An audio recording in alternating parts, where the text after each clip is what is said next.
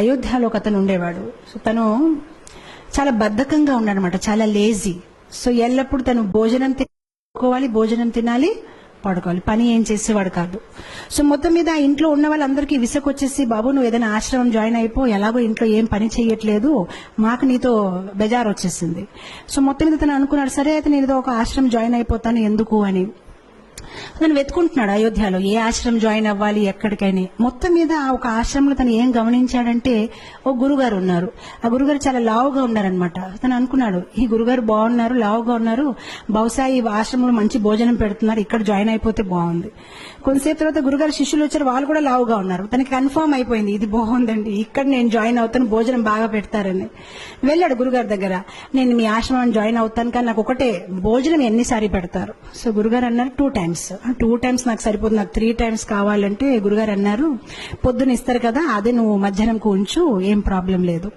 తనకి చాలా హ్యాపీ అనిపించింది, చాలా బాగుంది ఈ ఆశ్రమం, అసలు పొద్దున మధ్యాహ్నం సాయంత్రం తినాలి, భజన చేయాలి, గురుగారు ఏదో వాహిస్తూ ఉంటారు, అది వినాలి, ఆయన హ్యాపీ అయిపోతారు. 15 రోజులు గడిచిపోయింది, చాలా ఆనందంగా ఉంటున్నాడు.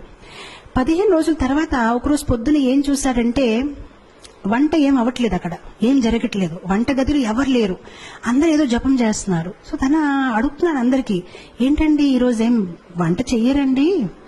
సో అప్పుడు వాళ్ళు చాలా కోపంతోనే, అవే ఈరోజు ఏకాదశి. ఏకాదశియా అంటే నాకెవరు చెప్పలేదండి, ఏకాదశి అంటే ఏంటి తెలియదా, ఏకాదశి అంటే ఈరోజు భోజనం ఉండదు అని. అప్పుడు తను చాలా కోపం అయిపోయాయి, ముందు చెప్పవలసింది అలాంటి భోజనం, నేను ఇంకేదో ఆశ్రమం చూసుకుంటా. బాబు నువ్వు ఏ ఆశ్రమం వెళ్ళినా ఏకాదశి రోజు తినకూడదు. అప్పుడు తిన్నంగా ఆయన గురుగారి దగ్గరికి వెళ్ళిపోయారు, గురుగారు నన్ను కాపాడండి, నేను ఏకాదశి అయితే చేయలేను, ఒకవేళ నా చేత ఏకాదశి చేయించారనుకోండి, నేను ద్వాదశి చూడలేను, నేను పోతాను, నాకు ప్రసాదం అయితే కావాలి, ఇంకే పని చేయమంటే చేస్తాను, కానీ భోజనం లేకుంటే నేను ఉండలేనని. సో గురుగారు అన్నారు, బాబు నీ గురించి అయితే ప్రత్యేకంగా వంట చేయడం అవ్వదు, అయితే ఒక పని చేసుకో, అటు చూడ కొండ ఉంది కదా, కొండ పక్కన చెరువు ఉంది కదా, అక్కడికి వెళ్ళి నువ్వు వంట చేసుకొని నువ్వు తిను, కావాలంటే మేము సౌకర్యాలు ఇస్తాము. సో గురుగారు స్టోర్ మేనేజర్ చెప్పారు, తనకు 1 kg ఆట, 1 kg రైస్, 1 kg దాలు అన్ని ఇచ్చేయని. తను అన్ని తీసుకుని వెళ్తున్నారు. గురుగారు అన్నారు, ఒకటి మాత్రం జాగ్రత్త, నువ్వు ఏది వంట చేసినా భగవంతుడికి నైవేద్యం పెట్టాలి. సరే అంటాడు, వెళ్తాడు, కష్టపడతాడు, తనకి బద్ధకం ఎక్కువ కదా, ఎప్పుడు వంట చేయలేదు, చాలా కష్టపడి వంట తయారు చేస్తాడు, కానీ అంత టేస్ట్ గా లేదు, ఏ చపాతీలు కాలిపోయే ఏదోటి అవుతుందన్నమాట. మొత్తం మీద వంట తయారైపోయింది. సో వంట తయారైనప్పటికీ తులసి ఆకలి వెతుకున్నాడు, తులసి ఆకు పెట్టాడు, భగవంతుడికి పిలుస్తున్నాడు, కానీ భగవంతుడు రావట్లేదు. సో అప్పుడు తను చక్కగా ఒక పాట పాడతారనమాట. సో చెప్తాడు, प्रभु राम आइए, राजा राम आइए, मेरे भोजन को भोग लगाइए, प्रभु राम आइए, राजा राम आइए, मेरे भोजन को भोग लगाइए. చాలా ప్రేమతో పాడుతున్నా, రాజారాం ప్రభురాం రండి, నేను భోజనం తయారు చేశాను, మీరు వచ్చి స్వీకరించండి. భగవంతుడు రావట్లేదు. తను ఆలోచించాడు, ఎందుకు రావట్లేదు అంటే, తనకేమనిపిస్తుందంటే భగవంతుడు స్వయంగా వస్తాడు.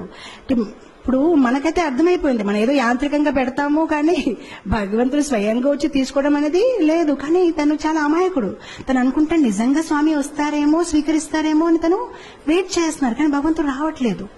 అప్పుడు తను ఆలోచిస్తానమాట, తనకు ఒక ఐడియా వస్తుంది, ఓహో ఎందుకు భగవంతుడు రావట్లేదంటే, గుడిలో అయితే రాజభోగం, పకోడీలు, పూరీలు, పాయసము అన్ని తయారు చేస్తారు, నేనేదో సింపుల్ గా రైస్ దాల్ తయారు చేస్తాను, అందుకోసం రావట్లేదేమో అని.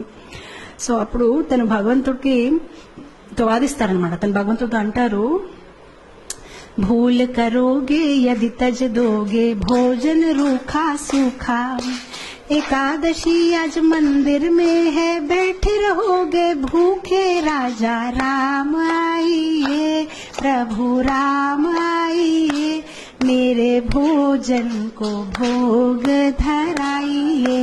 సో తను అంటాడు, బహుశా మీరు అనుకుంటున్నారు ఇతని దగ్గర ఎందుకు వెళ్ళాలి, నేను చక్కగా గుడికి వెళ్ళి అక్కడ పూరీలు పకోడాలు తింటాను, కానీ తప్పు చేస్తున్నారు, గుడిలో ఏకాదశి ఉంది, ఆకలిగా కూర్చుంటారు, ఏమి దొరకదు, కనీసం నేను ఎంతో కొంత పెడుతున్నాను, వచ్చి తీసుకోండి, అది కూడా మిగలదు అని.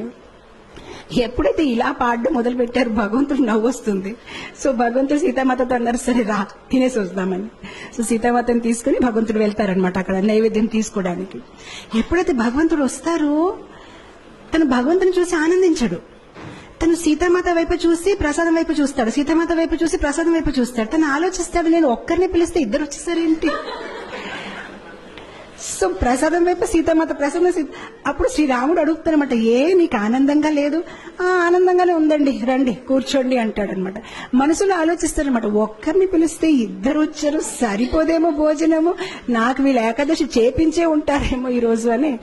సో మొత్తం మీద భోజనం పెడతారు, వాళ్ళిద్దరు తింటారు, హ్యాపీగా వెళ్ళిపోతారు. తిని ఏకాదశి చేసుకుంటారు, ఎందుకంటే ఇంకేం మిగిలేదు. ఇంకో 15 రోజులు గడిచిపోతాయి, మళ్ళీ ఏకాదశి వస్తుంది. ఈసారి తన గురుగారికి చెప్తాడనమాట, గురుగారు 1 కేజీ ఆట సరిపోవట్లేదు, 2 భగవాన్లు వస్తున్నారు, మీరు 1 భగవాన్ 2 వస్తున్నారు, ఇంకా కొంచెం ఇవ్వండి. గురుగారు అనుకుంటాడు, తిని కొంచెం లావుగా ఉన్నాడు కదా, భోజనం ఎక్కువ కావాలి, ఏం మాట్లాడుతున్నారు ఏంటో, సరే తీసుకువెళ్ళి ఇంకా కొంచెం ఆట, ఇంకా కొంచెం దాల్ అంటారు. ఈసారి తీసుకువెళ్తాడు, చక్కగా వంట చేస్తాడు, తులసి ఆకులు పెడతాడు, మళ్ళీ స్టార్ట్ చేస్తాడు. ఈసారి భజన్ మార్చేస్తాడు, రాజా రామ ఆइए सीता राम आइए मेरे భోజన్ కో భోగ ధరాయియే. ఈసారి ఇద్దరిని పిలిచాడు, రాజారామ రండి, సీతారామ రండి. భగవంతుడు ప్రత్యక్షం అయిపోతారు. కానీ ఈసారి లక్ష్మణ్ని తీసుకొస్తారు. సో భగవంతుడు అంటారు, నీకు ఆనందంగా లేదా? మేము వచ్చేసామంటే ఆనందంగానే ఉందండి, కానీ లక్ష్మణ్ వైపు చూస్తారు, ప్రసాదం వైపు చూస్తారు, లక్ష్మణ్ వైపు చూస్తారు. ఇద్దరిని పిలిస్తే 3 వచ్చారు. ఈసారి కూడా నా ఏకాదశి అయిపోయింది, నాకేం మిగలదు అని. అయితే రండి కూర్చోండి భోజనం పెడతానని భోజనం పెడతారు, భగవంతుడు తింటారు, వెళ్ళిపోతారు. తను అనుకుంటారు, సరే అయితే నెక్స్ట్ టైం నుంచి 3 పీపుల్. మళ్ళీ వెళ్తారు గురుగారి దగ్గర, గురుగారు కొంచెం ఇది సరిపోవట్లేదు. సరే గురుగారు ఒప్పుకుంటారు, సరే ఇవ్వండి, మేబీ సాయంత్రం పూట మళ్ళీ తింటాడేమో అని. ఈసారి మళ్ళీ పాటలు పాడడం, ఏకాదశి రోజు వెళ్ళాడు, వంట చేశాడు, తులసి పెట్టాడు. రాజా రామాయియే సీతారామాయియే లక్ష్మణ్ సాథ్ లాయియే మేరే భోజన్ కో భోగ్ ధరాయియే. వచ్చేస్తారు సీతారాం, లక్ష్మణ్ అండ్ హనుమాన్. ఇతను మళ్ళీ భోజనం వైపు చూస్తారు, హనుమాన్ వైపు చూస్తారు, భోజనం వైపు చూస్తారు, హనుమాన్ వైపు చూస్తారు. ఇదేం పద్ధతి కాదు, ఒక్కరు పిలిస్తే ఇద్దరు, ఇద్దరు పిలిస్తే ముగ్గురు, ముగ్గురు పిలిస్తే 4. శ్రీరాముడు మళ్ళీ అడుగుతారు, నీకు సంతోషంగా లేదు? చాలా సంతోషంగా ఉంది, రండి కూర్చోండి అంటాడు, భోజనం పెడతారు. ఈసారి ఎప్పుడైతే సీతారాం ప్రసాదం అన్ని తినేసి వెళ్ళిపోతున్నారు, అప్పుడు తను అడుగుతాడు, ఏమంటే ఏం అనుకోకపోతే నెక్స్ట్ టైం ఎంతమంది వస్తారండి? మీరు ముందు నుంచి చెప్తే నేను కొంచెం, అంటే నాకు 4 ఏకాదశులు అయిపోయాయి, కనీసం నేను కొంచెం ఎక్కువ తెచ్చేస్తానంటే శ్రీరాముడు ఏం చెప్పరు, నవ్వుతూ వెళ్ళిపోతారనమాట. తను ఆలోచిస్తారు, సరే నేను ఏదో ఒకటి చెయ్యాలి, ఎందుకంటే కుటుంబ సహిత వచ్చేస్తున్నారని. మనం మ్యారేజ్ కార్డులో కూడా 1 పెట్టి 1 వస్తారు, కానీ ఇద్దరు ఇదేంటి ఇలా ఉందని. తర్వాత ఏకాదశి రోజు మళ్ళీ గురుగారు చెప్తారు, నాకు 10 కేజీ ఆటలు కావాలి, 10 కేజీ రైస్ కావాలి. గురుగారు అనుకుంటారు, ఇదేదో ప్రాబ్లం ఉంది, బహుశా తను అమ్మేస్తున్నాడేమో, ఎంత ఎవరు తినలేరు, తప్పకుండా అమ్మేస్తున్నాడు. సో గురుగారు అంటారు శిష్యులతోనే, పర్వాలేదు తను అడిగింది ఇచ్చేయండి, తర్వాత మన పని చూద్దామని ఇచ్చేస్తారు. ఇప్పుడు గురుగారు అంటారు శిష్యులతోనే, మనం ఏం చేద్దామంటే కొంతసేపు తర్వాత వెనక వెళ్ళి చూద్దాం, ఎక్కడ అమ్ముతున్నారు, ఏ షాప్ లో వెళ్ళి అమ్ముతున్నాడు. ఈసారి వెళ్ళాడు, తను సామాన్లన్నీ దింపాడు, కానీ వంట చేయలేదు. వంట చేయకుండా పాటలు పాడడం మొదలు పెట్టారు. సీతారామాయియే రాజా రామాయియే లక్ష్మణ సాథ్ లాయియే హనుమాన్ లాయి మేరే భోజన్ కో భోగ ధరాయియే. వచ్చారు సీతారామ, లక్ష్మణ్, హనుమాన్, భరత్, శత్రుఘ్న, కౌశల్య, సుమిత్ర, కైకై, మొత్తం పరివార కుటుంబం అందరూ వచ్చేసారనమాట. సో అప్పుడు వచ్చేసి, బాబు మేము వచ్చేసామని. సో అతను అందరు లెక్క పెట్టుకుంటున్నారు, వచ్చారు, చాలా మంది వచ్చారు. సో అప్పుడు భగవంతుడు అన్నారు, ప్రసాదం ఎక్కడుంది? సో అప్పుడు తిని అన్నాడు, నేనెందుకు వంట చేయాలి, నేను చేస్తాను, మీరు తినేసి వెళ్ళిపోతాం, నాకేది మిగిలదు, అదిగో అక్కడ ఉంది, మీరు వంట చేయండి, తినేసి వెళ్ళిపోండి.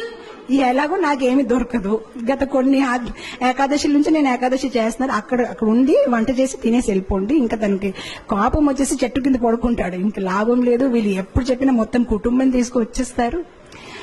సో శ్రీరాముడు అంటారు సరే అయితే. సో శ్రీరాముడు కూరగాయలకు వస్తున్నారు, సీతామాత వంట మొదలు పెట్టారు, లక్ష్మణ్ కర్రలు తీసుకొచ్చారు, హనుమాన్ పండు తీసుకుని వస్తున్నారు, అందరు బిజీ అయిపోయారు.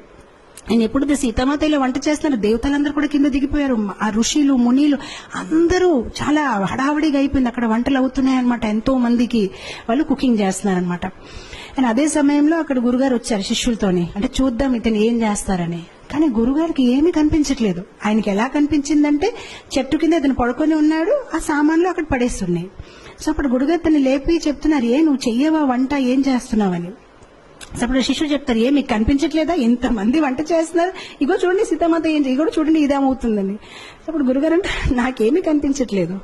సో అప్పుడు తను కోపంతో శ్రీరాముడు చెప్తారు, మీరు కనిపిస్తారా లేదా, లేదంటే నా మీద ఆయనకి సందేహం ఉంటుంది, కనిపించండి అని చెప్తారు. సరే కనిపిస్తామంటే అందరు కనిపిస్తారనమాట. సో అప్పుడు అందరు కనిపిస్తే గురుగారు ఇంకా కళ్ళల్లో నీళ్ళు వచ్చేసి, నేను ఎన్ని సంవత్సరాల నుంచి శ్రీరాముడిని పూజిస్తే నాకు దొరకలేదు, కానీ నీ ఒక సరళ స్వభావం, నీ ఒక అమాయకత్వం చూసి భగవంతుడు వెంటనే ప్రత్యక్షమయ్యారని ఆయన ఏడ్చి ఆ శిష్యుడిని కవగలించారనమాట. సో ఇక్కడ భగవంతుడు మన ఒక సరళ స్వభావం, మనలో వినయం ఎంత ఉంది, మనలో అమాయకత్వం ఎంత ఉంది. భగవంతుడికి కాంప్లికేటెడ్ పీపుల్ ఇష్టం లేదు. మనలో జ్ఞానం ఎక్కువ ఉంటే బహుశా భగవంతుడు నన్ను ఇష్టపడతారు అనేది కాదు, మనలో ప్రేమ ఎక్కువ ఉంటే భగవంతుడు మనని ఇష్టపడతారు. సరళంగా ఉండాలి. చెప్పాలంటే భగవంతుడికి ఎలాంటి పీపుల్ ఇష్టం, చైల్డ్ లైక్ ఇన్నోసెన్స్. ఎవరిలో అయితే ఎక్కువ హిపోక్రసీ, ఎక్కువ ఆలోచనలు లేదు, చాలా సింపుల్ హార్టెడ్ ఉంటారు, అలాంటి వాళ్ళని భగవంతుడు ఇష్టపడతారు.